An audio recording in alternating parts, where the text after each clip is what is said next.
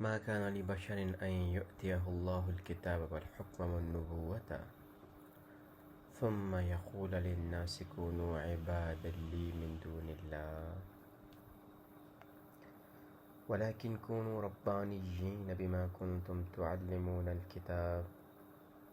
وبما كنتم تدرسون. ما كان نہیں ہے لبشر کسی بھی آدمی کے لیے ان یؤتیہ یہ کہ اسے عطا کی گئی ہو، اسے عطا کرے اللہ الکتاب کتاب والحکم اور حکمت والنبوت اور نبوت ثم پھر یقول کہے للناس لوگوں کو کونو تم ہو جاؤ عباد بندے میرے لیے یا میرے بندے عباد من دون اللہ کے علاوہ، اللہ کے سوا، ولیکن اور لیکن کونو ہو جاؤ ربانیین اللہ والے، رب والے، بما اس کنتم تعلمون تم سکھا کتاب و بما اور اس لیے کنتم تدرسون پڑھتے. اور پچھلی آیت میں بنی اسرائیل کا یا اس کا ذکر کیا گیا کہ جو اللہ پہ جھوٹ اللہ کا نام لے کے یا ایک جھوٹی بات، اپنی کہی ہوئی بات یا ایک ایسی بات جو اللہ نے کتاب میں نہیں، قانون میں جس کا کوئی ذکر نہیں ہے، وہ اپنے دنیاوی فائدے، اپنا کچھ فائدہ اٹھانے کے لیے وہ اللہ کا نام لے کے اللہ سے منسوب کر دیتے ہیں، جبکہ وہ ہے وَيَقُولُونَ عَلَى اللَّهِ الْكَذِبَ وَهُمْ يَعْلَمُونَ. اللہ پہ اور اب اسی کا دوسرا ایک بات بتائے گی کہ اللہ کے نبیوں پہ بھی جھوٹ باندھتے ہیں، اللہ پہ بھی جھوٹ باندھتے ہیں اور اللہ کے نبی پہ بھی جھوٹ باندھتے ہیں کہ اللہ کے نبی جو ہیں ان کا قانون کے اعتبار سے، دین کے اعتبار سے انبیاء کا رتبہ بھی، انبیاء کی بات بھی اسی طریقے سے مانی جاتی ہے جیسے کہ اللہ کی مانی جاتی ہے. جیسے کہ اللہ نے قرآن میں ارشاد فرمایا کہ اللہ کی اطاعت کرو اور اطیعوا اللہ و اطیعوا الرسول، اور ایک جگہ فرمایا کہ رسول کی اطاعت اللہ ہی کی دراصل. تو قانون کے اعتبار سے رسول کی بات جو ہے اس کی بہت زیادہ اہم. یہاں پہ ایک لحاظ سے دیکھیں کہ یہ جو ایک طرح سے جو بات کی جا رہی ہے، جو اس میں یوں سمجھ لیں کہ جن کے بارے میں اشارہ کیا جا رہا ہے، عیسائیوں کے بارے میں بات کی. جو عیسائی یہ کہتے تھے کہ عیسیٰ علیہ السلام نے یہ کہا ہے کہ میں اللہ کا بیٹا. تو سب سے پہلے بشر کہا جا رہا کہ انبیاء اور رسول جن کے اوپر وحی اترتی ہے، جن کو کتاب دی گئی ہے، جن کو حکمت دی گئی ہے، جن کو دانائی عطا کی گئی ہے، جس کو موعظت عطا کی گئی ہے، جن کو یہ سمجھایا گیا ہے کہ جو کتاب ہے، جو قانون ہے، اس کے اندر کیا حکمتیں پوشیدہ ہیں، اس کے اندر جو ہے وہ کیا دانائی ہے، کیا وزڈم ہے جو دیا گیا ہے. تو سب سے پہلے بشر کہہ کے جو الوہیت ہے، جو ایک اسپیسیفک سٹیٹس ہے عیسیٰ علیہ السلام کا یا انبیاء کا، اس کی نفی کی گئی ہے کہ انبیاء بشر ہیں، انبیاء اللہ کی مخلوق ہیں، اور انبیاء کا کام جو اللہ کی طرف سے ان کو عطا کیا گیا ہے، علم اور حکمت اور نبوت، اس کو ایز سچ پہنچانا ہے. کسی بھی نبی کے لیے جس کو سب سے پہلے کیا کہتے ہیں، اس کو کتاب دی گئی، یعنی جس کو اللہ کی طرف سے، جن پہ وہی اللہ کی طرف سے جو قانون دیا گیا ہے، جو کتاب تھی. اور والحکم، حکم کے معنی حکمت کے بھی ہیں. حکم کے معنی جو ہے وہ کوئی ایک حکم کرنے کی بھی ہے نہیں، جس طرح ہم کہتے ہیں آرڈر کی، اور دانائی کے بھی اس کے اکثر یہاں پہ اس کا اکثر دیا گیا حکمت کے ساتھ. اور ان دو باتوں سے کتاب والحکمہ، یہ پہلے بھی ہم ذکر کر چکے کہ یہودیوں کو یا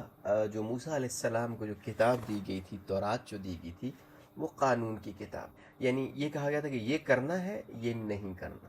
یہ زیادہ تر جو تھے احکامات تھے، تورات کے اندر احکامات تھے. لیکن ان احکامات کی موعظت کیا تھی، ان کے اندر حکمت کیا تھی، اس کے کرنے کا فائدہ کیا ہے، نہ کرنے کا کیا فائدہ ہے، کرنے سے نقصان کیا ہے، ان احکامات کی حکمت کیا تھی،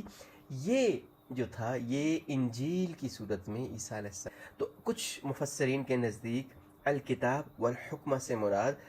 جو ہے وہ بنی اسرائیل کو جو کتابیں اور جو قانون اور جو موعظت اور جو حکمت عطا کی تھی وہ مراد. اور کچھ کے نزدیک یہ جنیرک ہے کہ کوئی بھی نبی جس کو کتاب دی گئی، حکمت دی گئی ہو اور جس کو نبوت سے سرفراز کیا گیا ہو،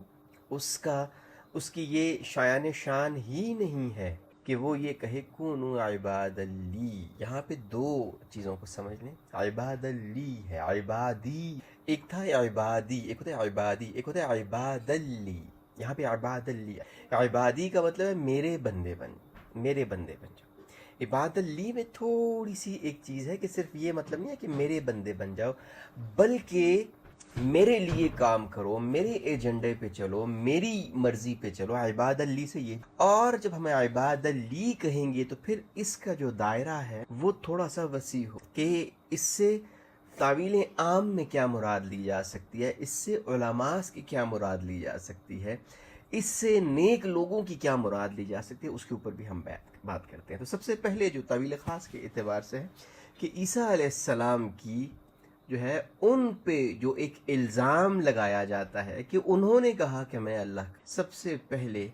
اللہ نے اس کی نفی فرما دی کہ یہ تو ان کے شایان شان ہی نہیں ہے، نہ صرف عیسیٰ علیہ السلام کے بلکہ کسی کے بھی ہو، عزیر علیہ السلام ہو، عیسیٰ علیہ السلام ہو، کوئی بھی جو نبی ہے جس کو کتاب اور حکمت اور نبوت عطا کی گئی، یہ ان کی شان نہیں ہے کہ وہ لوگوں سے کہے کہ میری عبادت. اور عباد لی سے جو دوسری مراد لی کہ میرے لیے کام، اس کو تھوڑا سا مفسرین نے اور علماء نے تھوڑا جنیرک کر دیا، تھوڑا اس کا دائرہ کار بنا دیا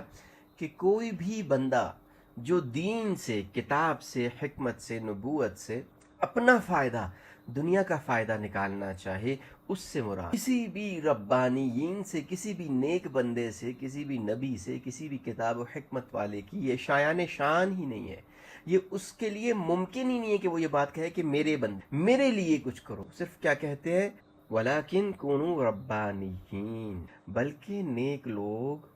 اور انبیاء کی تو یہ صفت ہے، ان کے شایان شان یہ ہے، ان کے لائق یہ ہے کہ وہ یہ کہیں ربانیین. ربانیین کا مطلب ہے ربانی،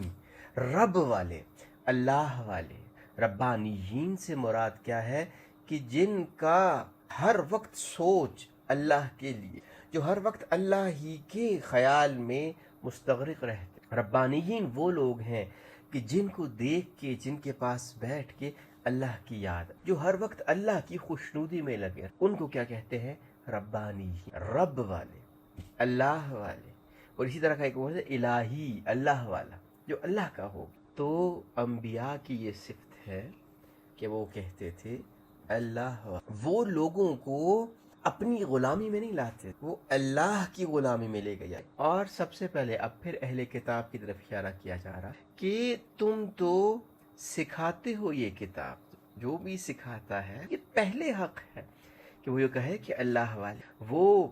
تعصب کے اوپر بات نہ کرے، وہ نسب کے اوپر بات نہ کرے، وہ نسل کے اوپر بات نہ کرے، بلکہ وہ تو اللہ کی اور کتاب کی اور حکمت کی بات کرے. کنتم تعلمون الکتاب وبما کنتم تدرسون، اور تم تو یہ سب کچھ پڑھتے بھی ہو اور یہی پڑھاتے بھی ہو. تم کیسے عیسیٰ علیہ السلام کے بارے میں یہ بات کہہ سکتے ہو کہ ان کے بن جاؤ؟ تم کیسے نبی صلی اللہ علیہ وسلم کے بارے میں کہہ سکتے ہو کہ ان کی مرضی ہوتی ہے، جی وہ ایسا کرتے ہیں، ان کے غلام بن جاؤ؟ ہماری